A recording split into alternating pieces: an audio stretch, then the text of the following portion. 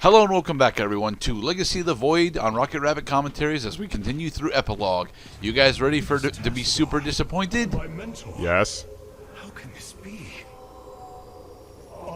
Honored one. It's totally you. Yes, Artanis, it is me, the fucking Cthulhuid. Tassadar, a form I chose to inspire action in the one called the Zeratul. In you. Ouroboros? That's what his name is a reference to, but no, his name is Oros. Yeah, or yes, like he tells all his friends, just call me Oros, please. You are Zelnaga, the one who called to me. Who are you? Oros, last shepherd of the Ha! The cycle. So yes, Oros is the last living Zelnaga. This will change very shortly. with the void. He's one with the Force. It is an extension of the Mitochlorian. Me as prisoner. Why have you summoned us here? Can you move my couch? Must not be Please. I can barely fit in my own apartment. purity of form must continue. You, the one called Terran. So I take it we never fight this particular character, hence he's fucking gigantic. Yes, although we will be fighting fighting a Zelnaga a couple parts away from now. Continue the Ouroboros cycle. The self-eating dragon. Into one of you? I misspelled psionic, my bad. No. The P is silent. Only a Zelnaga Yeah. can defeat the fallen one. It's alright, Kerrigan. We're used to saying goodbye to you. We've already done it like 3 times now. You don't have to let yourself be mutilated again. Hey, if you ever want to see Kerrigan intact, all you have to do is play one of the other campaigns, and you have 2 to lives choose from. ruined, worlds destroyed. There's blood on my hands. I need to cleanse it. This is my destiny. Will all the That's not what stars in- destiny is, Kerrigan. Will all the stars in the galaxy watch the blood from my hands? Lady Macbeth.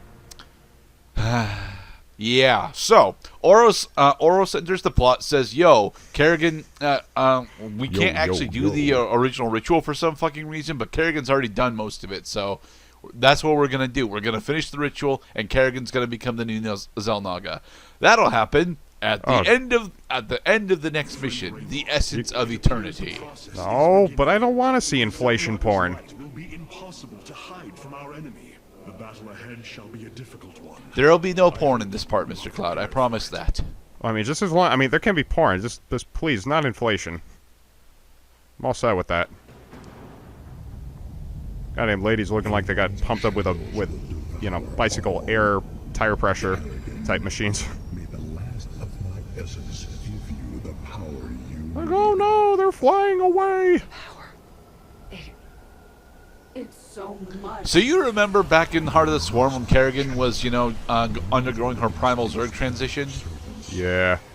Yeah, we're doing that again. Are we playing as her?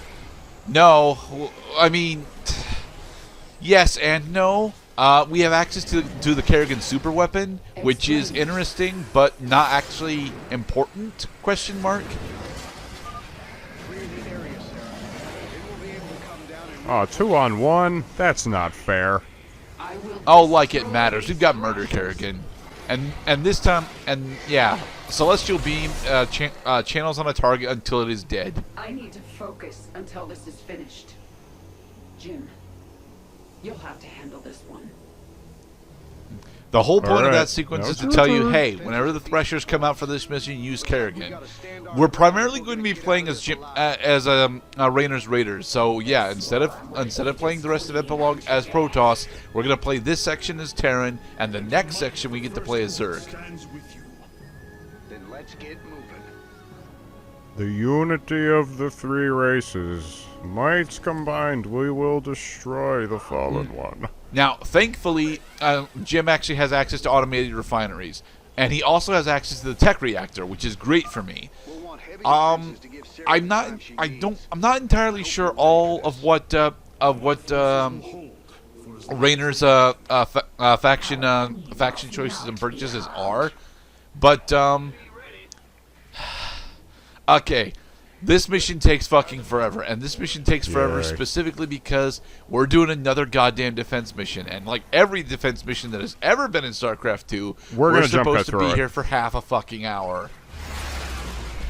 Well, 25 You'll notice, minutes however, now. that our allies are already in combat. Well, I mean, I wouldn't say already. Also, we did do a small jump cut in order to you know, turn down some of the downtime of this mission. So that was just 5 minutes of nothing, followed by, oh my god, we're under attack. Effectively, yes. I did Good. do a little bit of building defenses, and you know, I built a battle cruiser. Yeah. As Pascard mentions here, that's what we're going to be doing for the next half hour. We're going to be building battle cruisers and more battle cruisers and more battle cruisers. Well, we can't build void raids, so you gotta just do the next best thing. We gotta call in the fleet. It is refreshing we get to play as Terran again. Kind of. I mean, the Terran supposedly are the best when it comes to a literal defense. But at the same point, I prefer playing as Protoss in general, specifically because Protoss defense is the same as Protoss offense. You mass void rays at things, and in theory, that ends up being what we're doing here as well. You know, we're gonna mass battle cruisers at things. But we also have to build bunkers, and we have to supply those bunkers with Marines, and Is it drop? thankfully Kerrigan is already a third of the way done with her channeling of Oros's power. It is rather important that you make sure that your allies actually stay alive for the entirety of this mission, simply so that defending your three fronts doesn't get to be too overwhelming. Just like modern data sharing, you can pause Kerrigan's download of power in order to divert power supply to other operations. Specifically, you should only be using the Celestial Beam in order to take down the Void Threshers, and even then, you can use normal units to take down the Void Threshers. It's just something that I personally do not recommend doing. Well, of course. You definitely want to keep your finger off of Kerrigan's pause button, because the longer it takes for her to draw power, the longer the mission goes on. Yep. Makes sense. There's a cost. Retreat the battle cruiser. Advance the other battle cruiser. Possessed battlecruiser. And Yamato cannon. I stand on the side with the Queen of Blades. You have shimmering red lights and sparkles and black light effects. We are not the same. Don't let up, do they? Why would they? Tenacity is advantageous in war. That isn't what I... Oh, hell, never mind. That is what you meant, Jim. Come on. In the rear with the gear. So yeah. Also, keep an eye on how much supply you spent. Simply because maxing out to 200 is only going to really be feasible at the very end of the mission. Right, so do it gradually. Yes, gradually. I mean, there's nobody attacking us right now.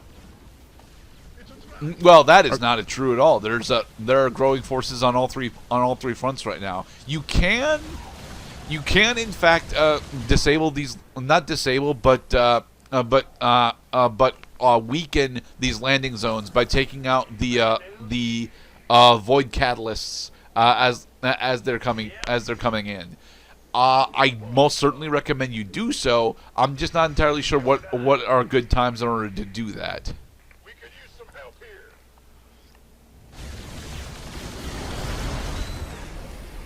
Patching you through. Well, if you got nothing else going on, might as well stop them from gaining a foothold.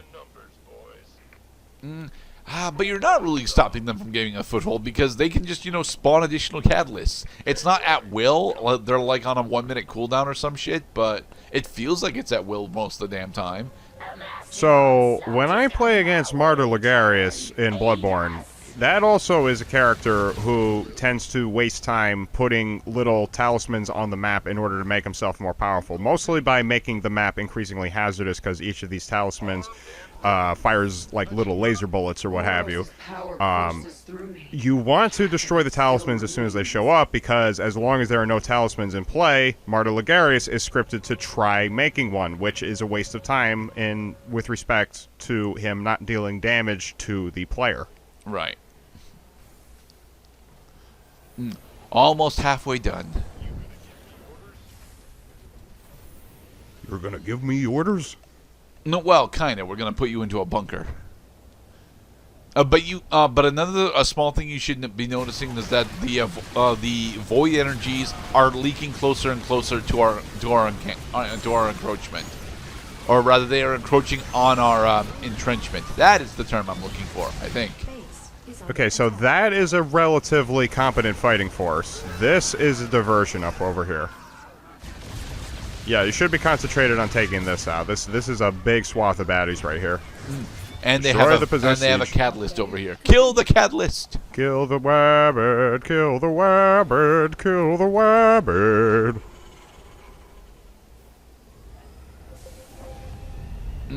More forces.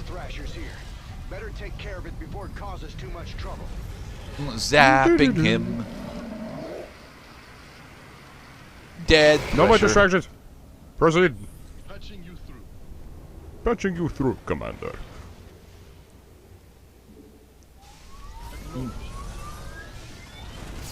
Act there, Thors. Retreat.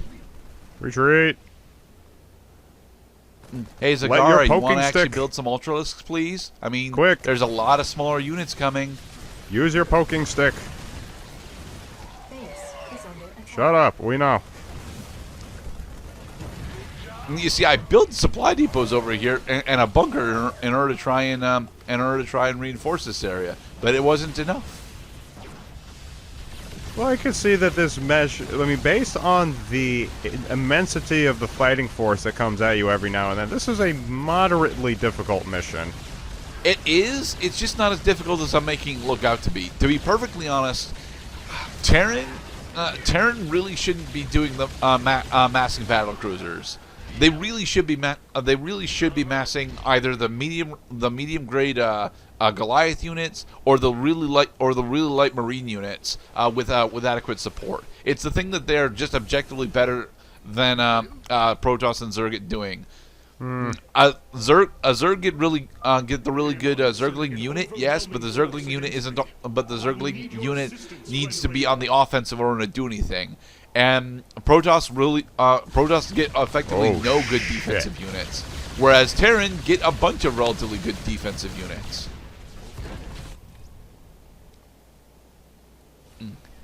Holy crap, that would make me crap my pants. Like, that is a cluster of bad times right there. Quick, keep building while it's quiet. Yeah, Let's see. coming. That is a bunch of stalkers. Hopefully Zagara can hold that. That is a single Hydralisk. They are not going to be able to hold that. All right, quick, mobilize. It's a trap. We know. Look at all the units. Just so many goddamn units. It's a lot of lasers. Pew, pew, pew, pew, pew, pew, pew, pew, pew, pew, pew, pew. And not like the constant stream of lasers either. These are bullets. Well, I wouldn't call them bullets. I mean, the battle cruiser rounds are technically ionized plasma. At least I think they're supposed to be ionized plasma. Yeah, with the shape and trajectory of ballistic weapon. Take caution, Raynor. Amon is sending a massive force to you. What do you mean a massive force, Mr. Artanis? I see it coming. It's coming I in from do the see it northwest. coming, but I don't know what its composition is. So, Well, just that might behoove you to. So the only situation it strikes when you wouldn't want to use Terran Marine Medic is when they're using siege tanks against you. yeah. And for siege tanks, you would most certainly want to switch over to either your own siege tanks or Oh, or battle cruisers. Upgrade complete. All right, forces are getting pretty stretched. We're losing units faster than we're pumping them out. And we're also low on that's Vespane. going to be the reality for the entire goddamn mission. I mean, it's kinda not. like it. It's not just the fact that I've only got one starport going. It's the fact that I don't have enough Vespane coming in to actually have 4 battle cruisers being produced at the same time. Which is weird because we got 3 bases I've and got they're all 4 gathering Vespane, material. Vespane geysers on automated pickup, and it's just not enough Vespane.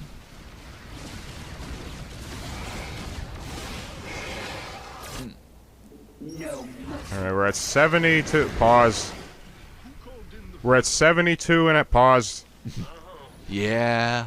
We're at 72.5%. Power against Amon's forces. So it should be just like another 5 minutes, right? Just another 5 minutes, Mr. Cloud. Yeah. Surely there will be no interruptions that will cause Kerrigan to not draw power from the source. Under attack. Phoenix Kerrigan file transfer complete. Yeah. It is a file transfer, isn't it? It is a fucking file transfer, okay? Oh, that is too funny. I'm glad the Rainers got the Shrike turret upgrade for the record. It means I don't have to supply these bunkers with Marines for them to actually do a small amount of damage, but I should have supplied them with Marines is the thing, because I have the excess minerals to pump out Marines effectively constantly.